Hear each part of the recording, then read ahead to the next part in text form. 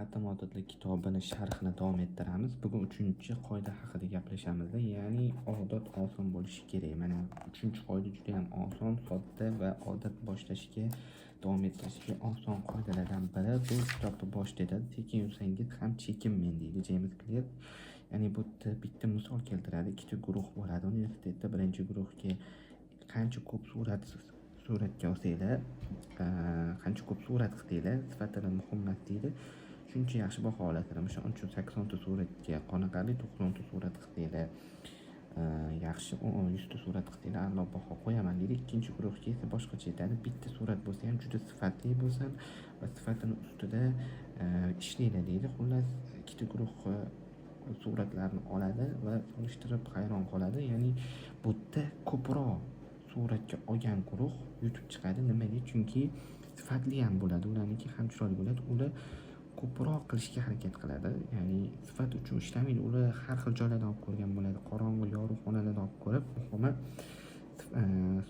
son sifatga o'tadi degan gap bor. Shunaqa gap bo'ladi.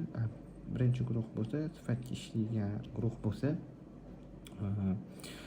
faqat o'ylab qanaqa qilib sifatli qilsak bo'ladi, qaysi joylarda olsak suratim sifatli chiqadi deb o'ylab vaqt o'tkazib yuboradi va bu guruhdan ko'ra harakati kamroq bo'lgani uchun bu guruh yutib chiqadi. Xullas, 3-qoida odatni oson qil qoidasi. James Clear asosiy g'oyasi bu qoidada odatlar qancha oson bo'lsa shuncha tez shakllanadi deydi. Tabiiyki, agar odat shakllantira olmayotgan bo'lsangiz, odatingizni yana qaytadan ko'rib chiqing, juda ham qiyin bo'lishi mumkin. Sport bilan shug'ullanayotgan bo'lsangiz, tabiiyki juda ham og'ir yuk qo'yarkansiz, chunki iroda ham cheklangan resurs. Eng foydali ish emas, eng kam qarshilik talab qiladigan ish tanlaydi miya.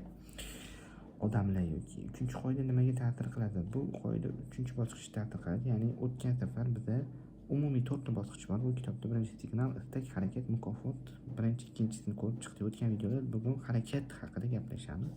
Agar harakat qiyin bo'lsa, odat buziladi. Agar harakat oson bo'lsa, odat avtomatik bo'ladi.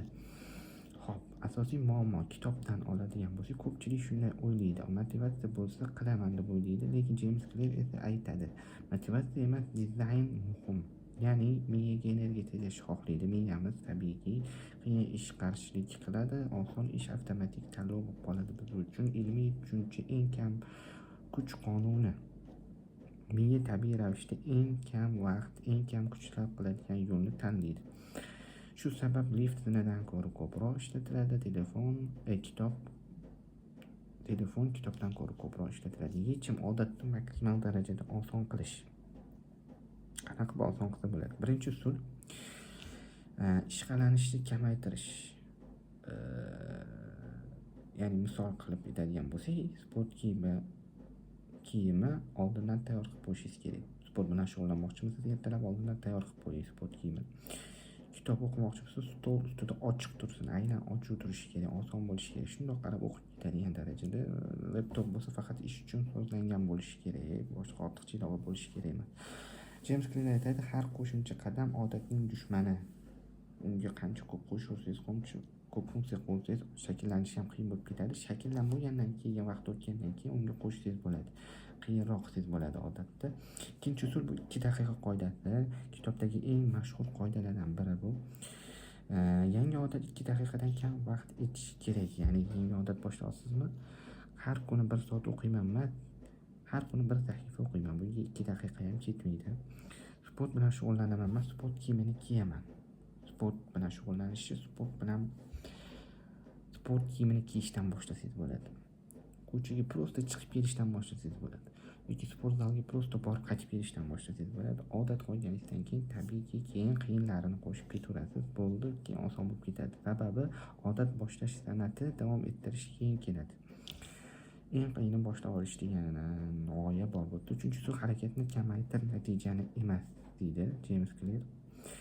Ko'p qilishim kerak degan xato fikr bor. To'g'ri fikr, qanday qilib kam kuch bilan qilaman, kam energiya bilan qilaman. Misol uchun uyda sport zaliga borishdan oson, uyda boshlasangiz bo'ladi. Audio kitob o'qishdan oson, qisqa yozuv uzun rejalardan ko'ra oson. 4-so'z standartlash, bir xil qilish. Ya'ni James Clear aytadi, bir xil ishni bir xil usulda qilmay o'rganadi deydi. odat bo'lib qoladi miyamizdagi deydi. Misol har kuni bir vaqtda o'qish, bir joyda ishlash, bir xil boshlanish signali. Qancha kam qaror, shuncha kam charchash bo'ladi. Avtomatik qilib tashlaydigan bo'lsangiz, bitta odatda miya ham ko'p energiya sarflamaydi, bu sizga odat bo'lib qoladi. 5-si oldindan majburiyat. Ya'ni bu hozir qaror qabul qilib, kelajakda o'zingni majburlash degani. Ya'ni misol sport zaliga pul to'lab qo'yish oldindan ijtimoiy e'lon qilish, xuddi men videolarimni qo'yganimda 365 kun har kuni video qilaman deb challenge tashladim. Katta ehtimol bu menga odat bo'lib qoladi. Telefon bloklovchi ilovalar bo'lishi mumkin. James Clear kelajakdagi xatoni bugun yop deydi. 6-usul bor, muhitni osonlikka moslashtir. Ya'ni kitobdagi muhim fikr, bu yerda yaxshi odat bu to'g'ri muhitning natijasi deydi. Muhit haqida o'tgan qismda ham gaplashuvdik. Misol suv ichish, butilka yoningda turishi kerak. Ya'ni butilkada suv bo'lishi kerak. Alohida suv uchun yoki 5 litrli, 3 litrli plastmas baklashkalar bor, shularni sotib oling. Ya'ni suv ichishligi oson bo'lsin. Chalg'imaslik, keraksiz ilovalarni o'chiring. O'rganish faqat shu ishga mos joy bo'lsin. O'rganish uchun alohida joy qilib qo'ying. U joyda faqat o'rganing, telefon o'ynamang.